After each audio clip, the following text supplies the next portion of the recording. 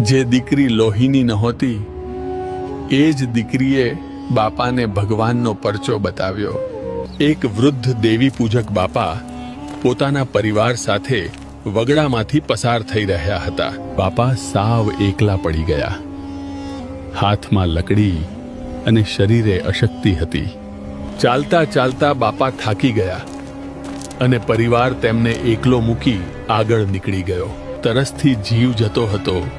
બાપાએ માતાજીને યાદ કર્યા કે કોઈ પાણી પાવા આવે.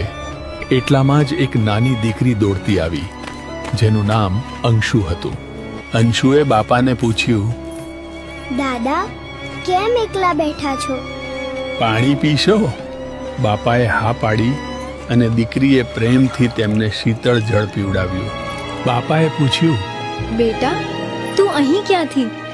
દીકરીએ કહ્યું, અહીં મારી વાડી છે. દીકરી અંશુ દરરોજ બાપા માટે ભાણું અને પાણી લઈને આવવા લાગી. બાપાને થયું કે જેમના પોતાના લોહીએ સાથ છડ્યો ત્યાં આ દીકરી સેવા કરે છે.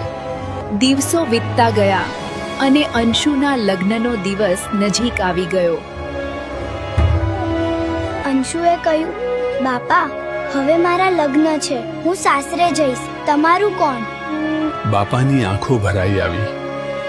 તેમને પોતાની દીકરી સમાન અંશુની ચિંતા થઈ. લગ્નના દિવસે અંશુ બાપાના આશીર્વાદ લેવા તેની ઝૂંપડીએ પહોંચી. બાપા પાસે આરવા માટે કંઈ નહોતું. તેમણે ખૂણામાંથી એક જૂની પોટલી કાઢી.